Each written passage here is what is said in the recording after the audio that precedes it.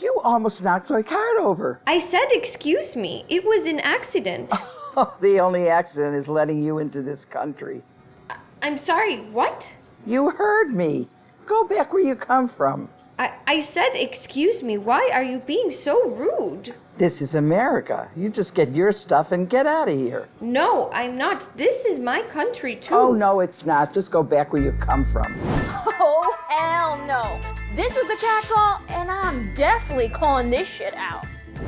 Chances are, if that interaction sounded familiar to you, it's because you've encountered harassment like that firsthand. I know I have.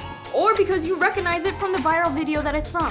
Go back to Mexico. I said, excuse me. Go back, wherever you're from. And we're gonna hear from Eva, the woman who experienced the harassment in the video, in just a little bit. But till then, what the hell makes people tell other people to go back to where they came from?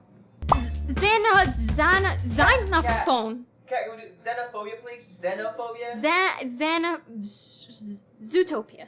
Alright, that's a cut. Producing xenophobia, also known as fear of people from other countries, is a major technique used to control and manipulate people. Müssen wir Selbstmusterung halten und abstoßen, was sich als schlecht erwiesen hat.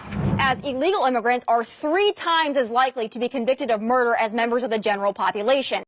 When Mexico sends its people, they're not sending their best. They're bringing drugs, they're bringing crime, they're rapists. Back in the day, groups like the Irish and Italian were the target of xenophobia. But nowadays, go back to where you came from is a sentiment that's shifted towards immigrants of color and not said as often to white immigrants like Melania Trump or Arnold Schwarzenegger.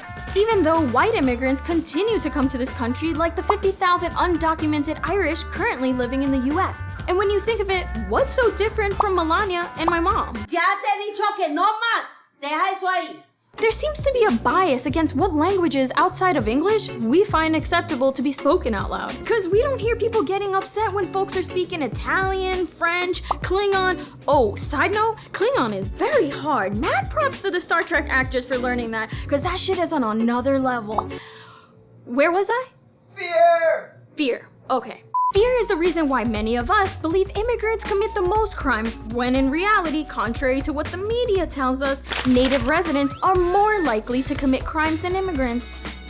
What's the sense in fearing immigrants anyhow, when migration has been an integral part of the history of this country? Because of my mother-in-law and my wife, who came here legally. They did it the right way. So did everyone who came here come the right way? Indigenous communities like the Cherokee, Apache, and Sioux tribes populated the Americas way before that dude Columbus and the Pilgrims stumbled upon it. So while these groups have been living here for centuries developing, a way of life, community, infrastructure, Columbus shows up and he's all like, ooh, this is your land? Nah, it's mine now.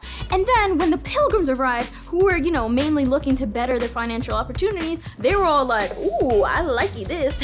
So is that what people mean by coming here the right way? Cause I know they wouldn't let Dora the Explorer try that shit. And sometimes people don't move, but borders do. Mexican land became the United States territory in 1848 to 1854. Mexico used to look like this. And then by the year 1854, it looked like this. Just like with the indigenous communities that lived here pre-Columbus, when people tell Mexicans, go back to where you came from, it's like, bruh, I'm already here. It's like if I had an arepa, took a bite, then you took a bite, and you were like, hey, give me back that bite of an arepa. You took the arepa from me. I didn't even know you liked arepas. You've been walking around like you had a gluten allergy this whole time. Damn, I'm hungry. Where was I? Borders. Borders. See, much like the arepa, borders are man-made. They aren't natural, they're always changing. But it does seem like stealing land is a much faster way to become a citizen in this country than, for example, waiting 10 to 20 years in line to get your visa or 25 to become a citizen.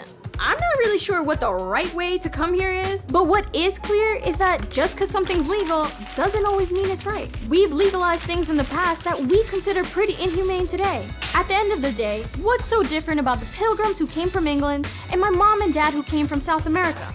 They're both immigrants, aren't they? Oh, but I guess my parents' journey didn't include genocide.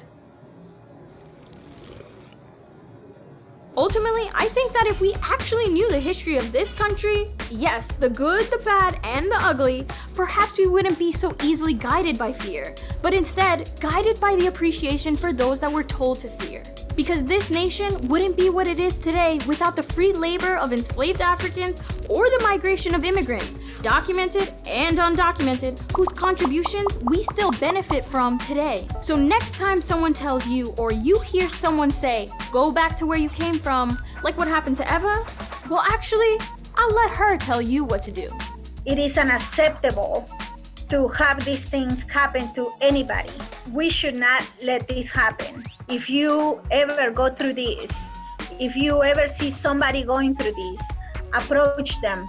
Tell them that you support them and that you are with them. Give them a hug. Tell them not to worry, that they're not alone. Make them feel welcome, because that's exactly what I needed, and that is what it has kept me going. This is my country. Oh yes, it is. Oh yes, it is. I don't care. We don't want. I don't care what you want or not. We do want you here. Leave me That's alone. not true. No. I'm spending money in this store. So am I. Where? Shut up. Are you...